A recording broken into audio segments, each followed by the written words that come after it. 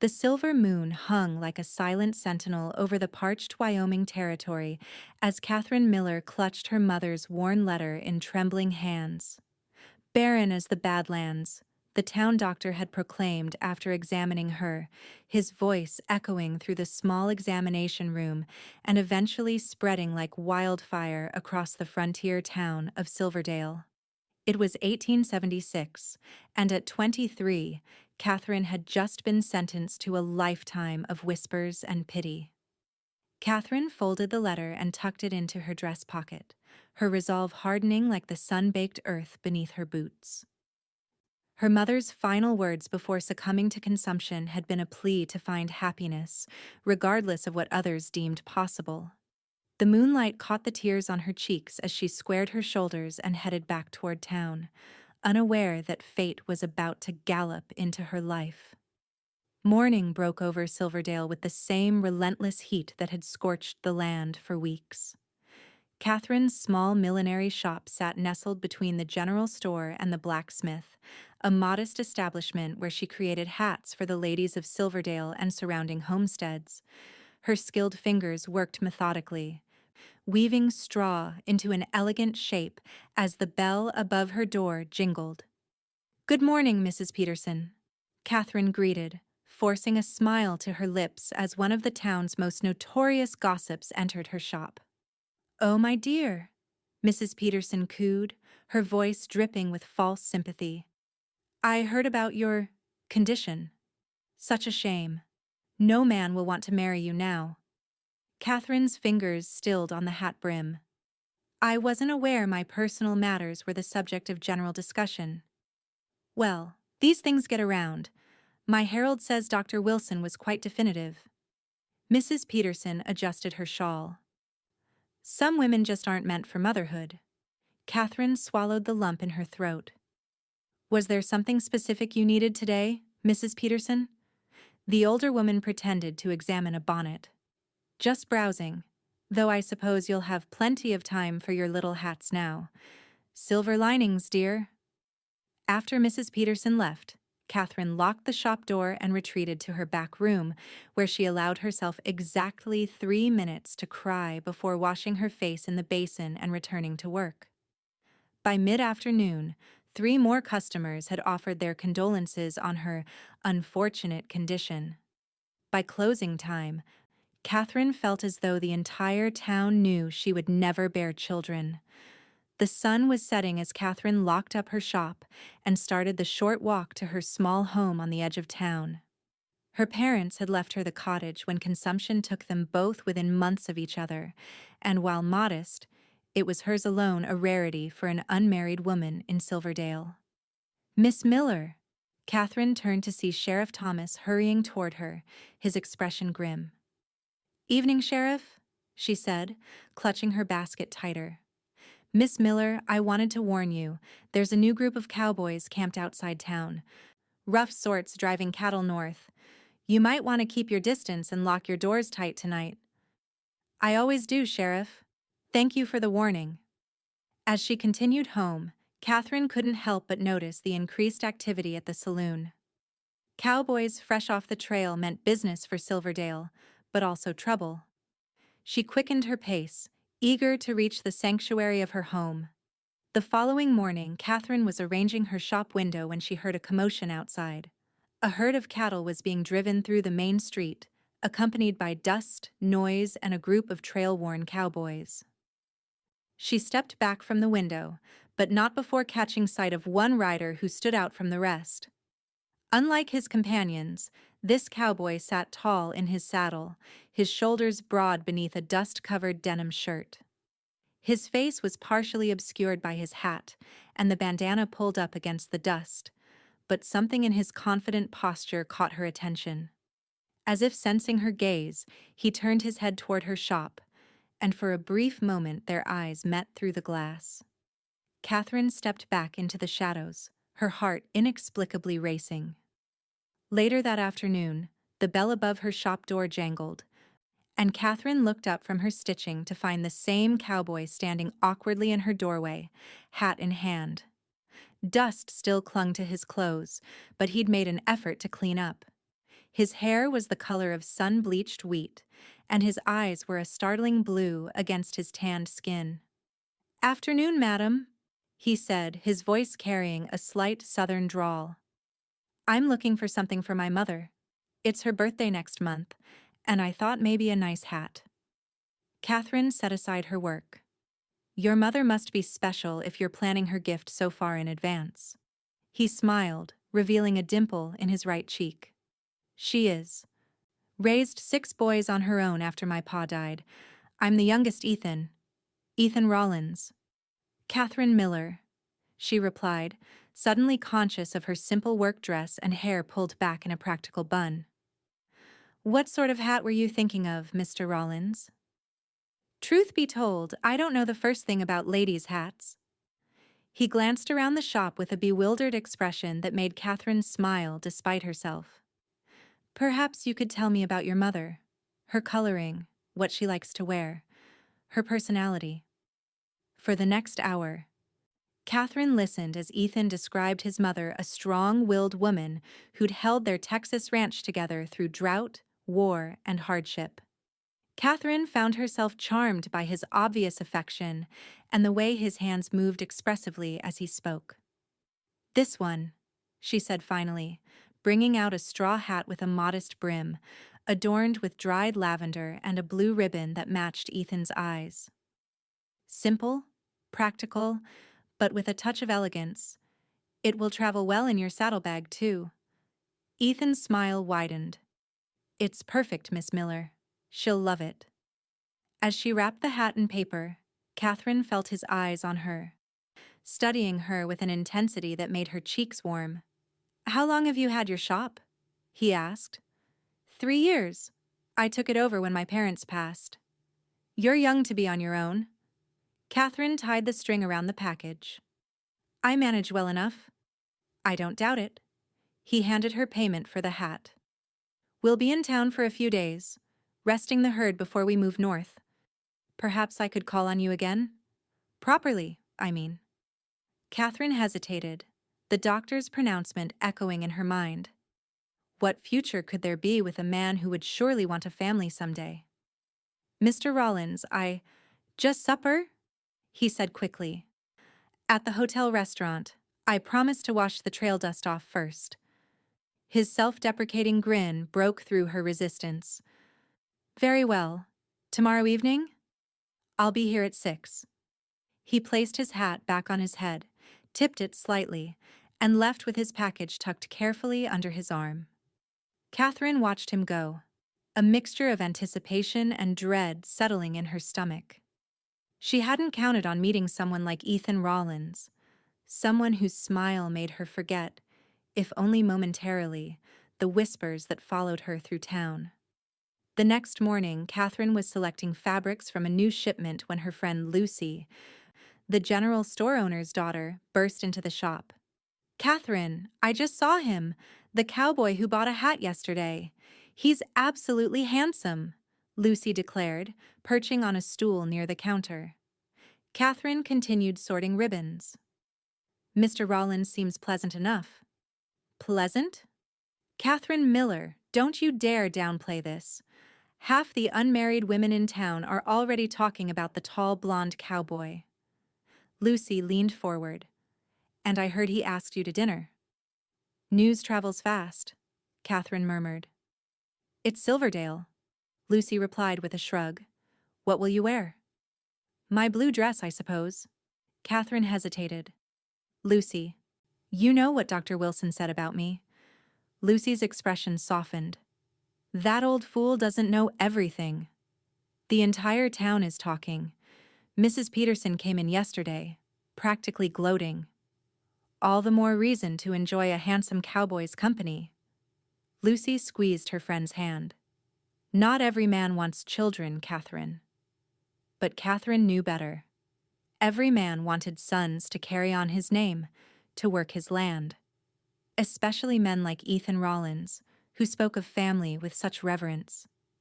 "It's just dinner," Catherine said firmly. "He'll be moving on with his herd soon enough."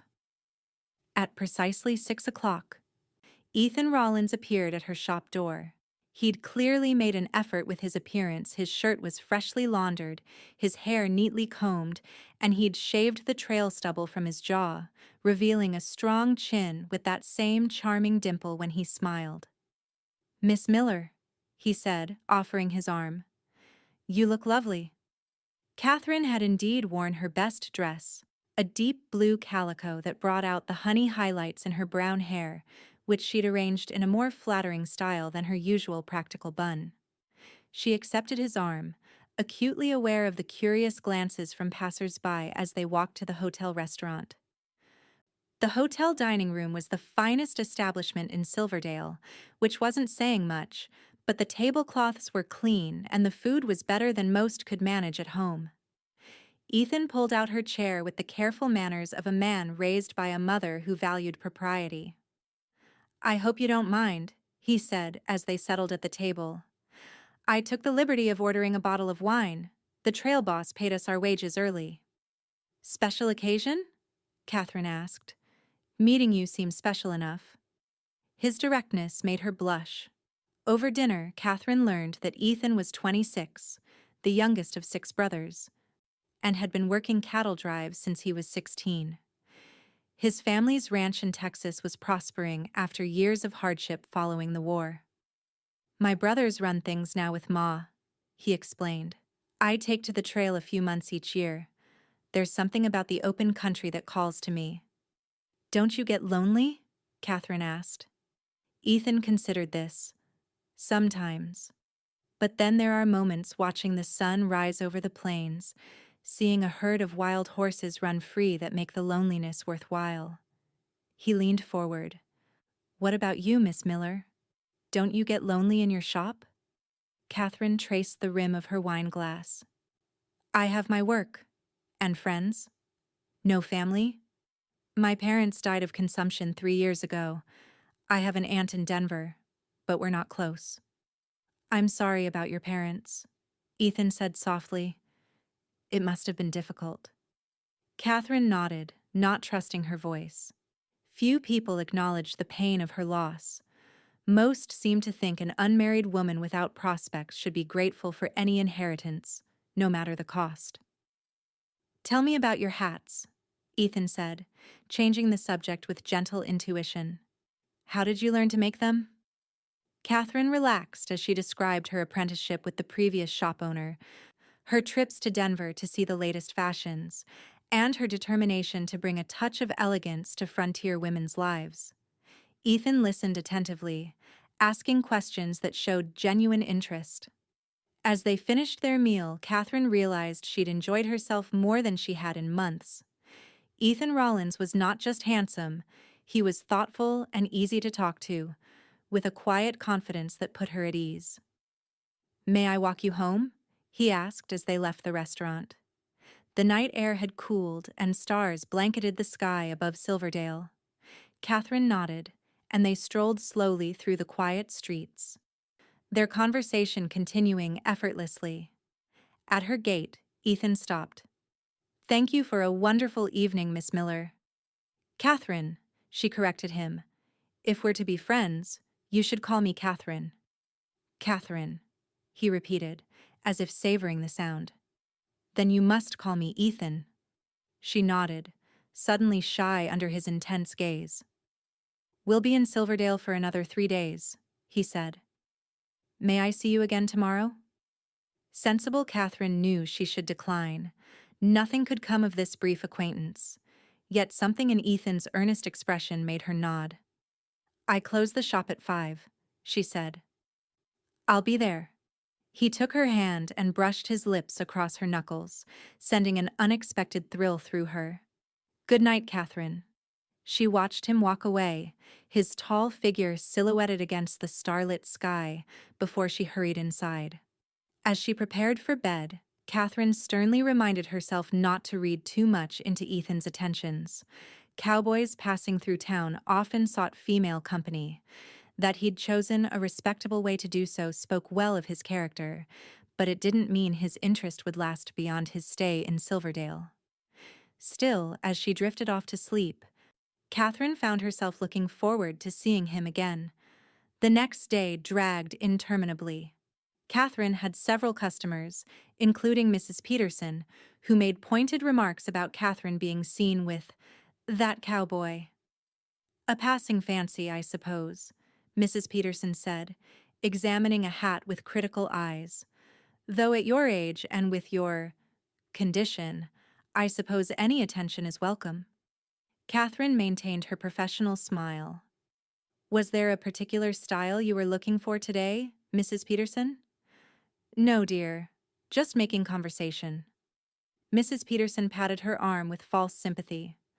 Though you shouldn't get your hopes up. Men like that cowboy want healthy wives who can give them strong sons. Everyone knows that. By the time 5 o'clock arrived, Catherine was exhausted from maintaining her composure in the face of similar comments from other customers. When Ethan appeared at her door, his smile was like sunshine breaking through clouds. I thought we might take a walk by the creek, he suggested. Unless you're too tired? A walk sounds perfect, Catherine replied, eager to escape the confines of the town and its whispers. They strolled to the small creek that ran along the eastern edge of Silverdale. Cottonwood trees provided shade, and wildflowers dotted the grassy bank. It was a popular spot for Sunday picnics, but on this weekday evening, they had it to themselves. I found this place yesterday, Ethan said as they settled on a fallen log. Reminded me of a spot on our ranch where I used to go fishing as a boy. It's beautiful, Catherine agreed, breathing in the fresh air scented with wildflowers and grass. Not as beautiful as the company, Ethan said, his eyes meeting hers. Catherine looked away, uncomfortable with the compliment. You don't need to say such things, Ethan. I only say what I mean. He picked a wildflower and twirled it between his fingers. Where I come from? Life's too short for false words. And where I come from, passing cowboys often say pretty things to local girls, only to ride away and forget them. Ethan's expression grew serious. Is that what you think I'm doing? Catherine sighed. I don't know what you're doing, Ethan. We met yesterday. You'll be gone in 2 days. Whatever this is. She gestured between them.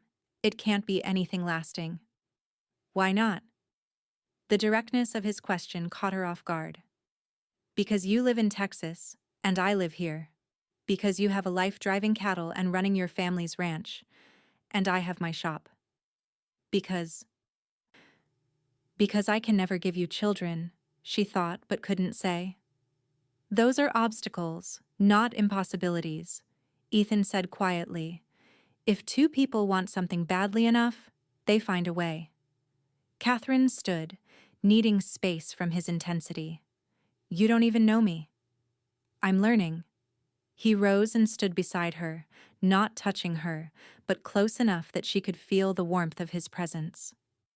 And I'd like to keep learning, if you'll let me. She looked up at him, this man who'd somehow slipped past her carefully constructed defenses in less than 2 days. Why me? There are plenty of young women in Silverdale who would welcome your attention. None of them are you.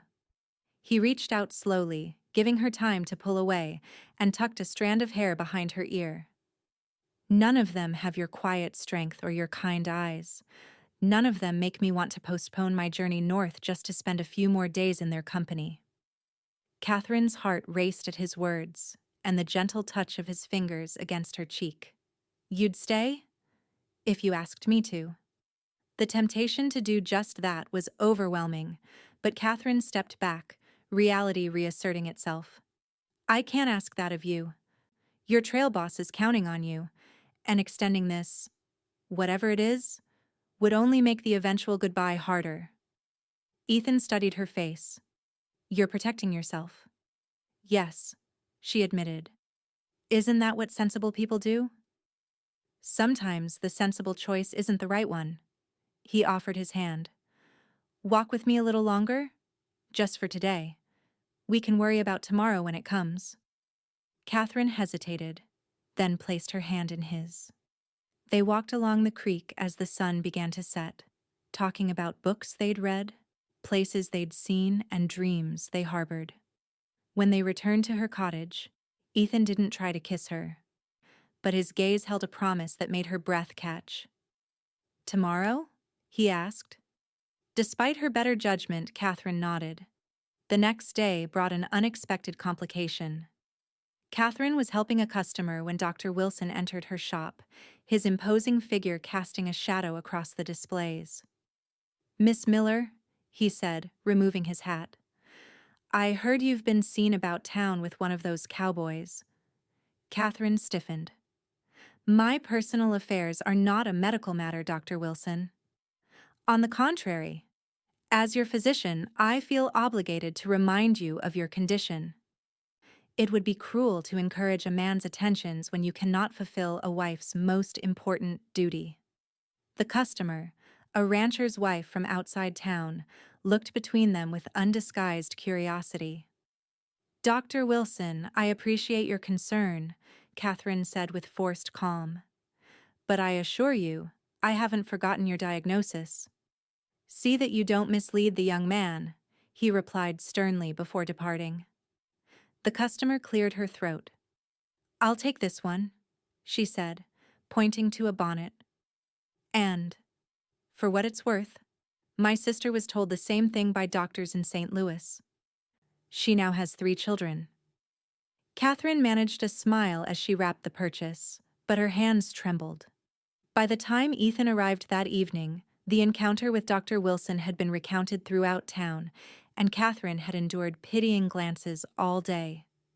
Ethan seemed to sense her distress immediately. "What's wrong?" "Nothing. Just a long day." She forced brightness into her voice. "Where shall we go this evening?" Instead of answering, Ethan gently took her hands in his. "Catherine, tell me what's happened." Perhaps it was his genuine concern, or perhaps she was simply tired of carrying her burden alone. But Catherine found herself telling him everything: the doctor's examination, his blunt diagnosis, and the town's reaction. "They all look at me with pity now," she concluded, staring at their joined hands, "as if I'm less of a woman because I can't have children." Ethan's hands tightened around hers. "That's nonsense." "Is it? What man wants a barren wife?" "A man who wants you for yourself, not as a breeding mare." Anger flashed in his eyes. "These people have no right to judge you." "It's the way of things," Catherine said wearily. "A woman's worth is measured by her ability to bear children." "Not to me."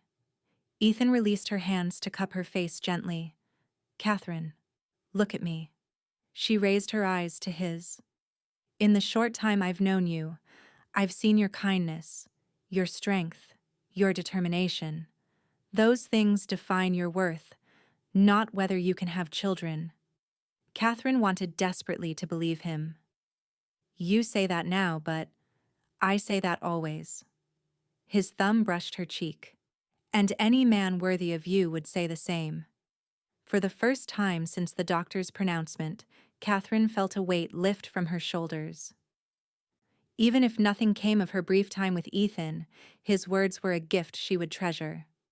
"Thank you," she whispered. Ethan smiled. "Now, I believe I promised you an evening out. How about a proper supper and then perhaps a walk under the stars?" Catherine nodded, and they spent their third evening together talking, laughing, and discovering the many ways in which their souls seemed to recognize each other. When Ethan left her at her door that night, he kissed her hand again, his lips lingering a moment longer than propriety allowed. "I ride out tomorrow," he said, his voice rough with emotion. Catherine's heart constricted. Despite her efforts to maintain distance, she'd grown to care deeply for this man in just 3 days. "I know. I'd like to write to you, if you'll allow it." "I'd like that too." Ethan hesitated. "Catherine, I know it's too soon to make promises, but I want you to know that meeting you has changed something in me. I don't want to simply ride away and never see you again." "What are you saying, Ethan?" "I'm saying I'll be back. This cattle drive ends in Cheyenne. After that, I'm free to choose my path." His eyes held hers. "And I'd like that path to lead back to you." Catherine struggled to find words. "Ethan, you must understand. What the doctor said about me doesn't matter to me. You say that now, but you might feel differently later. You might want a family someday. If I do, there are children who need homes." He stepped closer. "But right now, all I know is that I want to see where this feeling between us leads. Will you give me that chance?"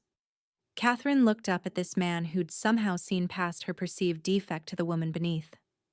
"Yes," she whispered. "I'll give you that chance." Ethan's smile was like sunrise.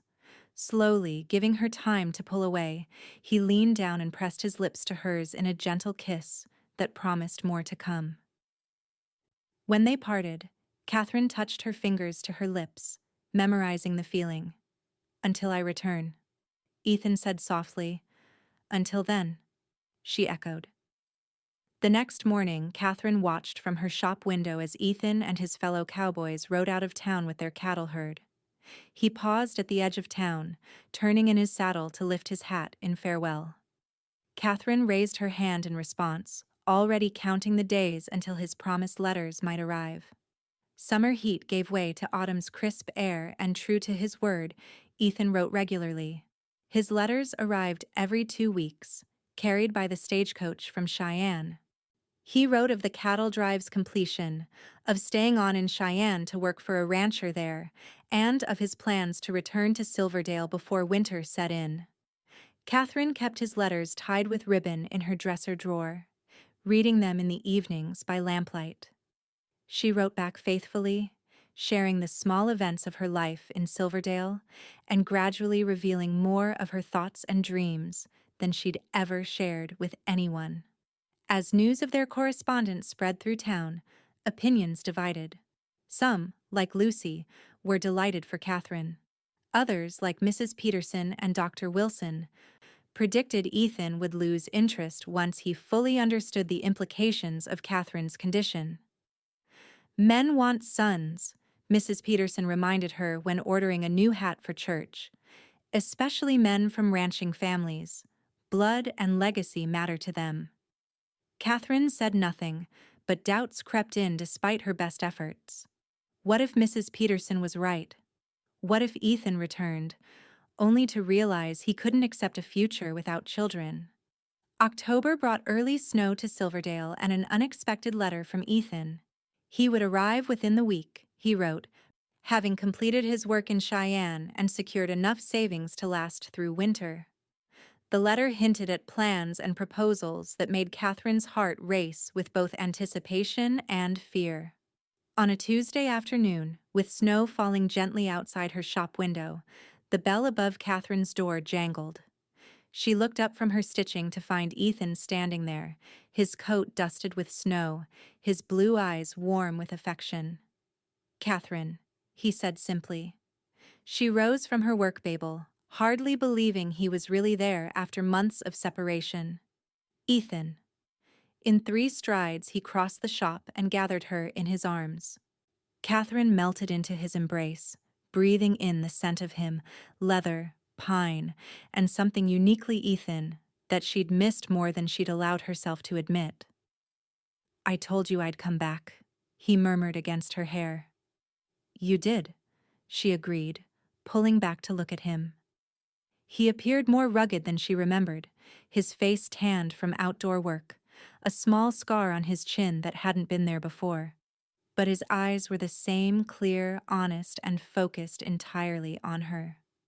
"I've taken a room at the boarding house," he said, reluctantly releasing her. "And I've been talking with Mr. Jenkins about helping at his ranch outside town. He needs an experienced hand for the winter." Catherine's heart leapt at the implication that Ethan planned to stay in Silverdale. "You're not returning to Texas?" "Not yet." He took her hands in his. "I have something important to ask you, Catherine, but not here. Could we meet after you close? Perhaps dinner at the hotel again?" "Yes," she replied too quickly, then blushed at her eagerness. Ethan grinned, that charming dimple appearing in his cheek. "6 o'clock?" Catherine nodded, already counting the hours. The rest of the afternoon passed in a blur. Catherine attended to customers mechanically, her mind filled with questions about Ethan's intentions. By the time she closed her shop and hurried home to change, her nerves were strung tight as piano wire. The hotel dining room was quiet that evening, with few travelers braving the early winter weather. Ethan stood when she entered, his face lighting up at the sight of her in her best dress, the same blue one she'd worn on their first dinner together. "You're beautiful," he said as he held her chair. Over dinner, Ethan shared stories of his time in Cheyenne, the characters he'd met, the work he'd done, the plans he'd made.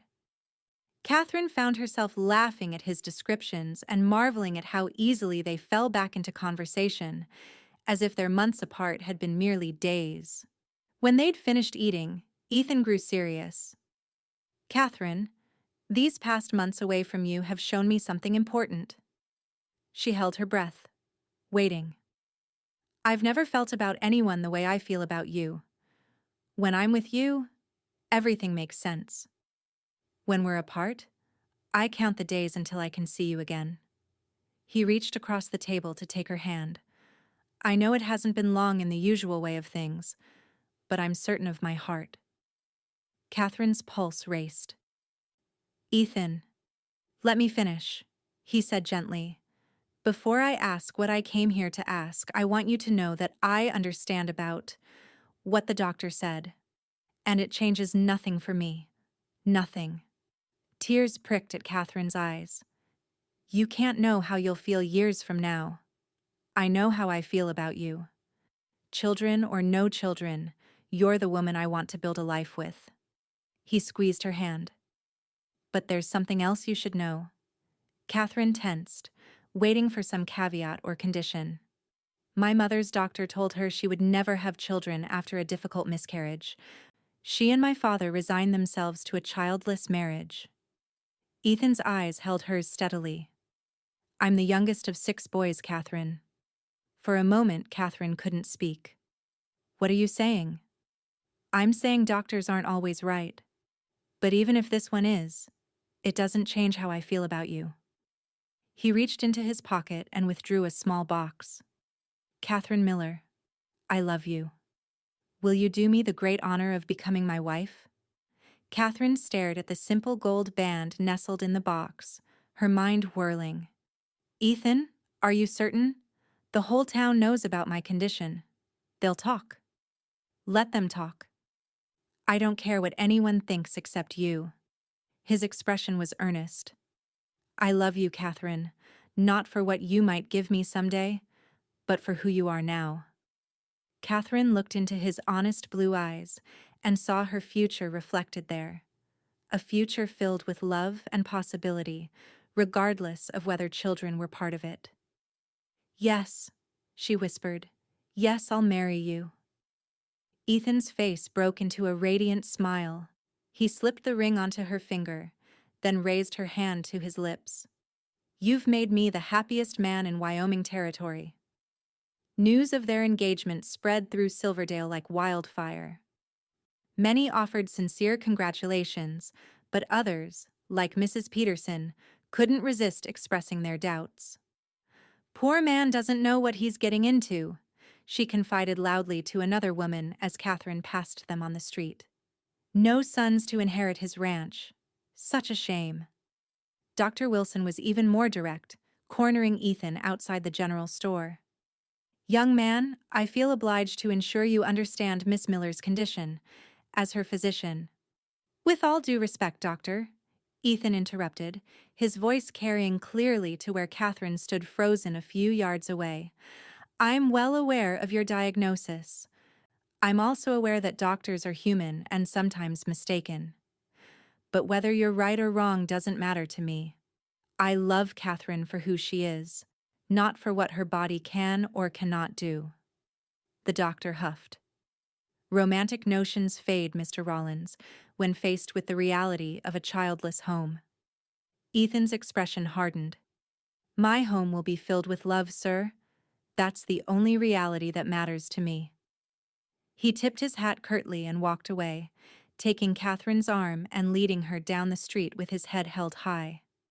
"You didn't have to do that," Catherine murmured, though her heart swelled with love for his defense. "Yes, I did." Ethan's jaw was set. "I won't have anyone making you feel less worthy because of something beyond your control." They were married 2 weeks later in Silverdale's small church. Lucy served as Catherine's maid of honor, and Ethan's trail boss, who'd remained a friend, stood as his best man. Catherine wore a simple white dress she'd made herself, with a crown of winter holly in her hair. Ethan couldn't take his eyes off her as she walked down the aisle. Their wedding night was spent in the hotel's best room, where Ethan's tender, reverent lovemaking brought Catherine to tears. In his arms, she felt whole and beautiful, her body's supposed deficiency forgotten in the face of such complete acceptance. The newlyweds moved into Catherine's cottage, with plans to expand it in the spring. Ethan continued working at the Jenkins Ranch, quickly becoming the foreman due to his skill with horses and cattle. Catherine kept her millinery shop, though she reduced her hours to spend more time making their home a haven. Winter passed in a haze of newfound marital bliss. Despite the cold outside, their cottage was warm with love and laughter. Ethan proved to be a devoted husband, sharing household tasks without complaint and bringing small surprises to delight Catherine Wildflowers forced through snow, a wooden hair comb he'd carved during long evenings, books from the general store that he thought she might enjoy. With spring came news that Ethan's mother and one of his brothers would visit from Texas.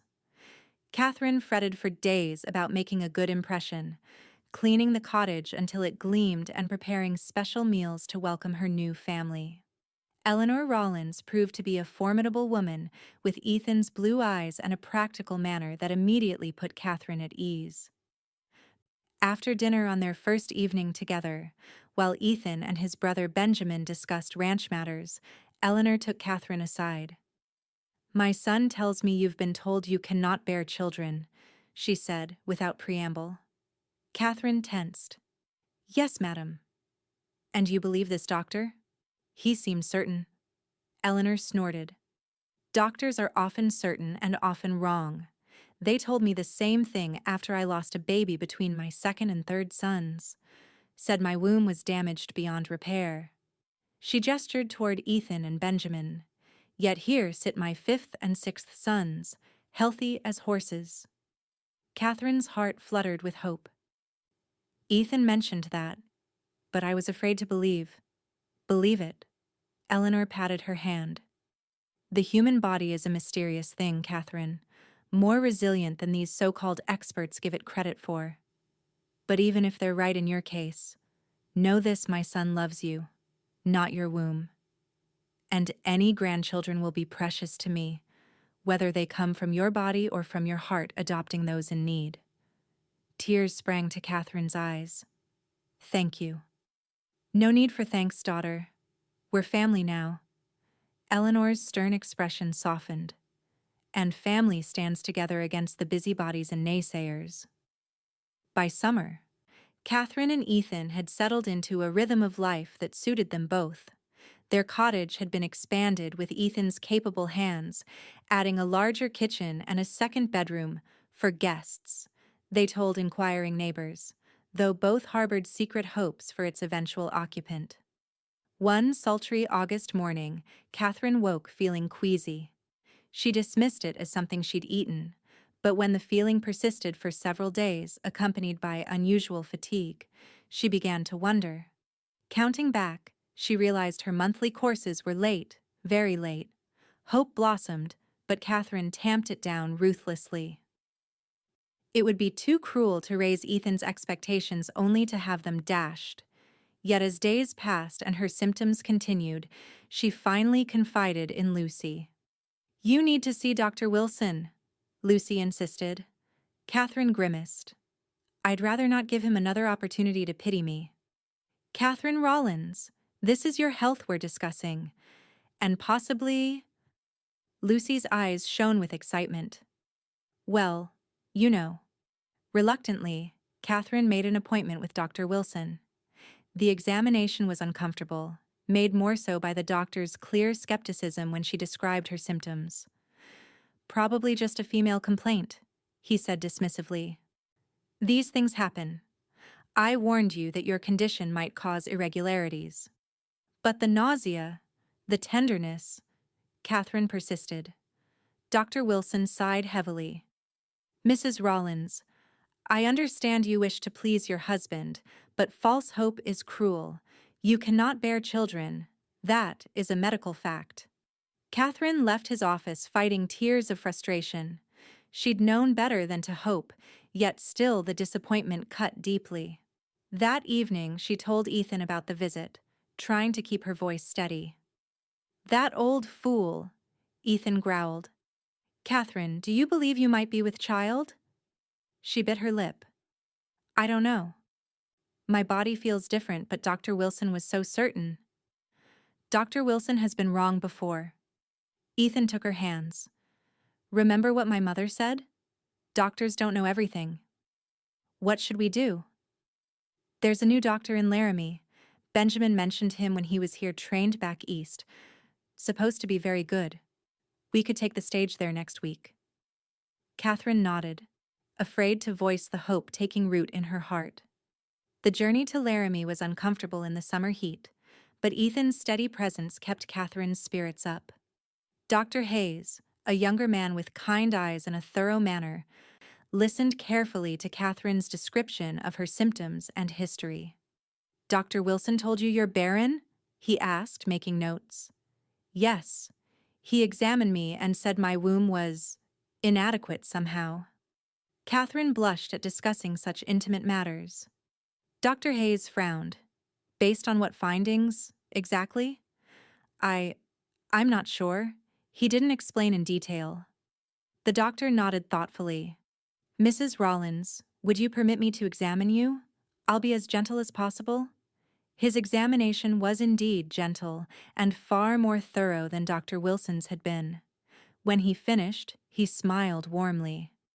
"Mrs. Rawlins, I don't know what led Dr. Wilson to his conclusion, but I see no anatomical reason why you couldn't bear children." His smile widened. "In fact, I'm quite certain you're already doing so. You're approximately 3 months pregnant." Catherine gasped, her hand flying to her still flat stomach. "Pregnant? You're sure?" "As sure as medical science allows. The child appears to be developing normally." He patted her hand. "Congratulations, Mrs. Rawlins." When Catherine emerged from the examination room, Ethan rose from his chair, his expression anxious. "Catherine?" She couldn't speak, overwhelmed by emotion. Instead, she nodded, tears streaming down her face. Ethan crossed the room in 2 strides and gathered her in his arms. "A baby?" he whispered against her hair. "Yes," she managed through her tears. "Dr. Hayes says I'm 3 months along, and he says there's no reason I couldn't have had children all along. Dr. Wilson was wrong." Ethan's own eyes glistened as he placed a gentle hand on her abdomen. "Hello, little one," he murmured. "We've been waiting for you." The return journey to Silverdale seemed to fly by, with Catherine and Ethan making plans and sharing dreams for their child. They decided to wait before making a public announcement, wanting to be certain all was well, but their private joy filled their home with renewed energy. As Catherine's pregnancy progressed, her body blossomed. By the time autumn arrived, her condition was unmistakable, and the couple could no longer keep their news private. The town's reaction was predictably mixed. Lucy and other friends were delighted, offering congratulations and practical help. Others, however, were less gracious. Mrs. Peterson sniffed that Catherine must have trapped Ethan with a false promise of children, never expecting to actually conceive. Dr. Wilson initially refused to believe the news, suggesting that Catherine was confused about her condition. When confronted with the reality of Catherine's growing belly, however, even the doctor had to admit his diagnosis had been hasty. "These things happen," he said stiffly. "Medical anomalies occur." Ethan's response was less measured. "It's not an anomaly, doctor. It's our child. And in the future, my wife will be seeking medical care elsewhere." As winter approached again, marking a year since their wedding, Catherine and Ethan prepared their home for the baby's arrival. The second bedroom became a nursery, with a cradle Ethan crafted from pine and linens Catherine sewed in quiet evenings by the fire. Eleanor Rawlins returned from Texas, determined to be present for her grandchild's birth. Her practical experience proved invaluable as Catherine's time drew near. "The women in my family have always had easy births," Eleanor assured her nervous daughter-in-law. "You'll do wonderfully." On a snowy night in late January, Catherine's labor began. Ethan paced anxiously while Eleanor and the midwife attended Catherine in their bedroom. Hours passed, marked by Catherine's increasingly pained cries and Ethan's growing worry. Finally, as dawn broke over the snow-covered landscape, a new cry pierced the air, the lusty wail of a newborn taking its first breath. Eleanor emerged from the bedroom, her face tired but radiant.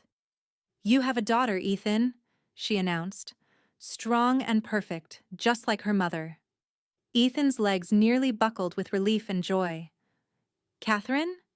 Tired but well. She's asking for you." In the bedroom, Catherine lay propped against pillows, her face pale but glowing with triumph. In her arms, wrapped in a soft blanket, lay a tiny bundle with a shock of dark hair.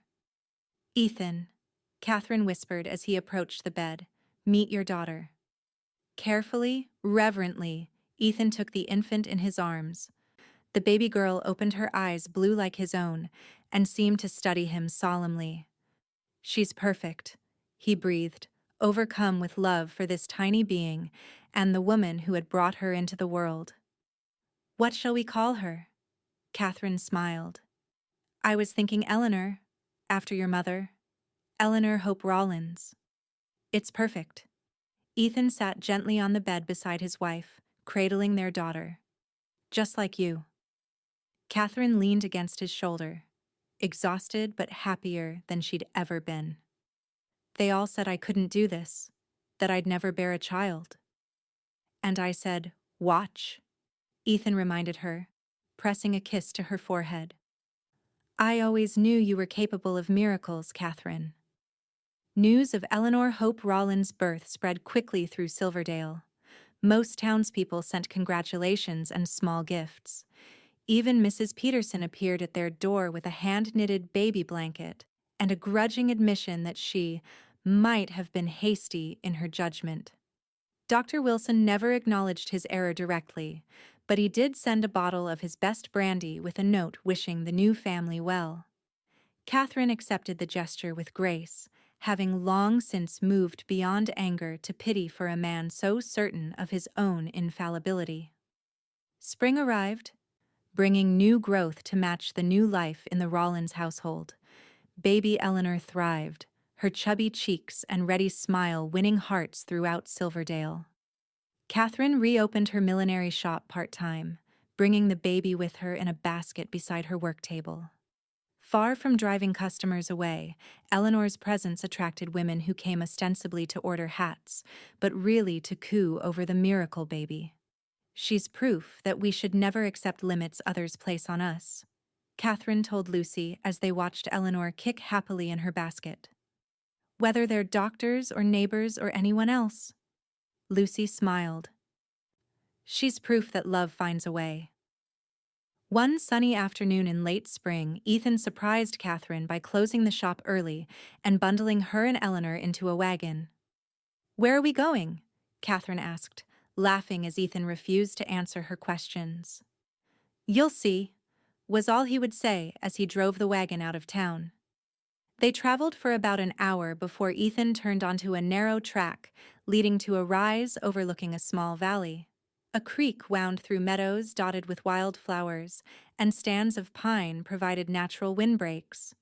At the center of the valley sat the foundation of a house, with stacks of lumber nearby. "Ethan, what is this?" Catherine asked as he helped her down from the wagon, Eleanor secure in her arms. "This," he said, gesturing to the valley, is our future. I've purchased the land. Jenkins helped me arrange it as a surprise. He led her to where the foundation was laid. And this will be our home. Catherine turned in a slow circle, taking in the beauty of the place. It's wonderful, but my shop. Your work at the ranch. The shop can move to the new place eventually, or you can keep it in town and ride in when you want to work. Ethan took Eleanor from her arms, bouncing the baby gently. As for me, this land is good for raising horses. I've always wanted my own spread, and now we can build it together. A ranch of our own? Catherine murmured, imagining it a house filled with love and perhaps, someday, more children. A place where Eleanor could grow up free and strong. What do you think? Ethan asked, suddenly looking uncertain. If you'd rather stay in town? Catherine silenced him with a kiss. I think it's perfect. When can we start? Ethan's face lit up with joy. The men are coming tomorrow to begin framing. We should be able to move in by fall. As they stood together on the rise, the future stretching before them like the valley below, Catherine felt a profound sense of gratitude. 1 year ago, she'd believed herself defined by what she couldn't do, by a limitation pronounced with such certainty that she'd accepted it as truth. Now she stood with her husband and daughter, living proof that limitations were often just unopened doors, waiting for someone brave enough to push them wide. They laughed that I'd never bear, she said softly, remembering the whispers and pitying glances. Ethan wrapped his free arm around her waist, their daughter secure in his other arm. And I said, watch. He finished with a smile. Eleanor gurgled and reached a tiny hand toward her mother's face, as if to emphasize the point. Catherine caught the small fingers and kissed them, marveling at the perfect life she and Ethan had created together. As the sun began to set, casting golden light across their new land, the Rawlins family stood together, a testament to love's power, to defy expectations and create miracles where others saw only impossibility. 5 years later, the Rawlins ranch was thriving. The house Ethan had built stood proud on the rise, expanded now to accommodate their growing family. Eleanor, a spirited 5-year-old with her father's blue eyes and her mother's determined chin, raced across the yard, her younger brother Thomas toddling after her on chubby legs. On the porch, Catherine sat in a rocking chair, her hand resting on the gentle swell of her third pregnancy. Beside her, Ethan stood with his hand on her shoulder, both of them watching their children play in the golden afternoon light. They're getting so big, Catherine mused, catching Ethan's hand and bringing it to her lips. Just like this one will, he replied, his palm warm against her belly where their newest miracle grew. From the direction of town came the sound of wagon wheels. Eleanor paused in her play, pointing excitedly. Auntie Lucy's coming! Sure enough, Lucy's wagon appeared around the bend in the road. She visited often, having become an honorary aunt to the Rawlins children and Catherine's closest confidant. As they waited for Lucy to arrive, Catherine reflected on the journey that had brought them here. The doctor who'd pronounced her barren had retired the previous year, replaced by a younger physician with more modern training. Mrs. Peterson had eventually eaten her words, especially after Catherine gave birth to Thomas with such ease that the midwife declared her born to bear children. Most importantly, Catherine had learned to define herself not by others' judgments, but by the truth of her own heart and capabilities. The millinery shop still operated in town, managed now by an apprentice while Catherine created special designs from home. Ethan's horse breeding business had gained a reputation throughout the territory for quality stock. Together, they'd built a life richer than either had imagined possible. What are you thinking about? Ethan asked, noticing her contemplative expression. Catherine smiled up at him, her heart full. About how sometimes the best things in life come from refusing to accept the word impossible. Ethan leaned down to kiss her, his love as steady and true as it had been from the beginning. And about how sometimes all you need is someone who believes in you enough to say, "Watch." Eleanor ran to greet Lucy's wagon, little Thomas wobbling behind her, their laughter floating back to their parents on the warm spring breeze.